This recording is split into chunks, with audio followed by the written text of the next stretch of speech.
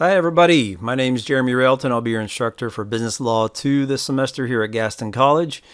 Purpose of this video is to give you a brief walkthrough about how the course works. If you got this far, you probably took Business Law 1 here.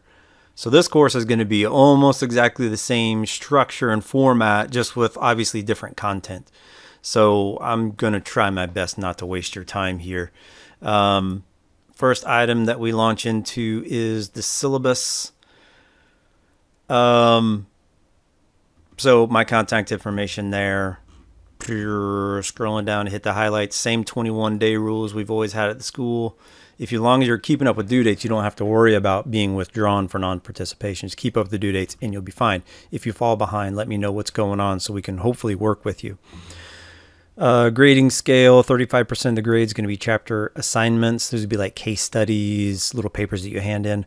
35% will be chapter quizzes. 10% will be the midterm exam. The remaining 20% will be the final exam. Standard 10-point scale, 90 to 100 is an A, and so on.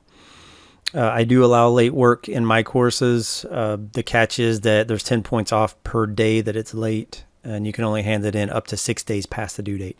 Beyond that 6-day period, everything becomes closed and you can't even view it anymore. So just keep up with due dates. You'll be fine. If you miss a due date by a day or two, you're still completely fine. Just go ahead and hand it in. You don't have to provide an excuse or anything. Just do it as soon as you can to keep your grade from getting penalized too much. Last item here in the syllabus, then we'll get back to the course. We're going to run this as a non-AI course, meaning we're going to all do our own work. We're going to try to learn as much as we can without surrendering our brain to a machine. At least that's the idea. So the basic idea of the policy is that if I get a paper or something like that that looks like it's been AI generated, I'm just going to assign it a 0 and prompt you to contact me. If you think I made a mistake, if my analysis was a mistake, you can just contact me. We can set up a quick meeting. You can talk me through your process and what you learned and all this stuff. And if you can do that, it would be really easy for you to prove that it's not AI generated, and we can work from there as far as correcting your grade.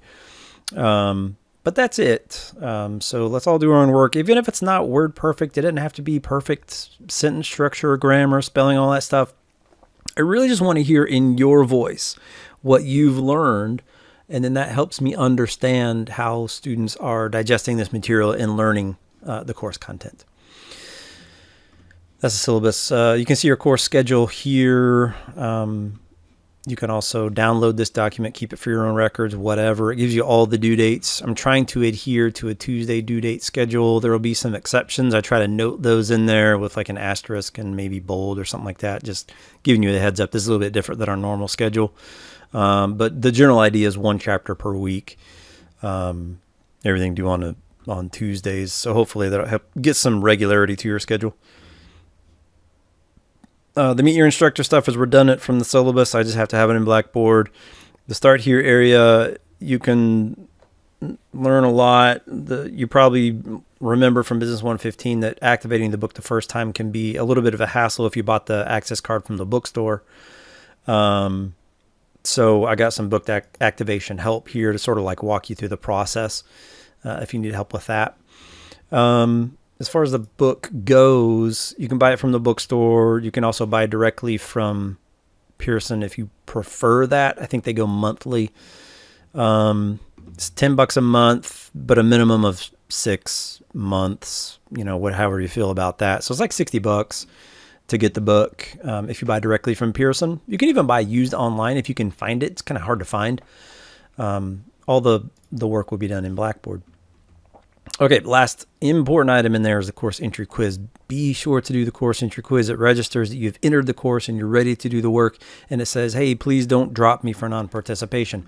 So it only takes like a minute. You might want to just like pause the video and do it now, just so you don't forget. But that's it. Then from there, you're ready to start into the chapter material. Again, it looks very similar to what you saw in Business Law 1. So lecture video and my chapter notes here. Key terms, a quiz, and an assignment. That'll be the general chapter structure for every chapter that we have. If you have questions, if something's not making sense to you, or if you took Business Law 1 somewhere else and you need a little bit of help, reach out to me. I'll do my best to help. I am a real person. I do have an office on the Dallas campus. I am here to help you. And I enjoy interacting with students. So yeah, just let me know if you need anything. With that, I'll just let you dive right in, and I'll see you in the virtual classroom.